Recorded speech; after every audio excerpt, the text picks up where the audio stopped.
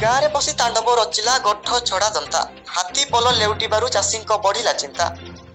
ଗାଁରେ ବସି ଗଠ ଛଡ଼ା ଦନ୍ତା ହାତୀ ଘଟାଇଛି ତୁମୁଳ କାଣ୍ଡ।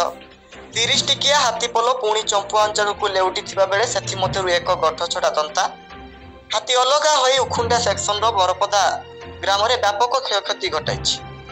ପଡୁଆ ଗ୍ରାମ୍ୟ ସୀମାକୁ ଯାଇଥିବା ହାତୀଟି ବିଳମ୍ବିତ ରାତିରେ ବରପଦା ଗ୍ରାମକୁ ଆସି ଘନଶ୍ୟାମ ମହାନ୍ତଙ୍କ ଘର ଭିତରୁ ପଶି ଧାନ ଚାଉଳ ଖାଇ ବିଞ୍ଚି ଦେଇଥିବା ବେଳେ ଗାଡ଼ି ହାଣ୍ଡି ଡେକ୍ଚି ସାଇକେଲ ବାଇକ୍ ଭାଙ୍ଗିବା ସହ ଶୋଇବା ପଲଙ୍କକୁ ମଧ୍ୟ ଭାଙ୍ଗି ଦେଇଛି। ଏନେଇ ଆଖପାଖ ଅଞ୍ଚଳର ଲୋକଙ୍କ ମଧ୍ୟରେ ଭୟର ବାତାବରଣ ସୃଷ୍ଟି ହୋଇଥିବା ବେଳେ ଏବେ ବର୍ତ୍ତମାନ ସମୟରେ ଧାନ ବିଲରେ ଚାଷୀ ଧାନ ରହି ଆଗାମୀ ସମୟରେ ଅମଳ କରିବାକୁ ମନେ ମନେ ବିଚାର ଥିବା ବେଳେ ଏହି ହାତୀପଲ ପୁଣି ଲେଉଟିଥିବାରୁ ଆଗାମୀ ଦିନରେ ଚାଷ ଜମିକୁ କିପରି ଚାଷୀ ସୁରକ୍ଷା ଦେବ ଏବଂ ସୁରକ୍ଷିତ ଭାବେ ଅମଳ କରିପାରିବ ସେ ନେଇ ଚିନ୍ତାରେ ରହିଛନ୍ତି ଚାଷୀ। ଚମ୍ପୁଆରୁ ଲିଙ୍ଗରାଜ ମହାନ୍ତଙ୍କ ରିପୋର୍ଟ ସମସ୍ୟା ନ୍ୟୁଜ୍।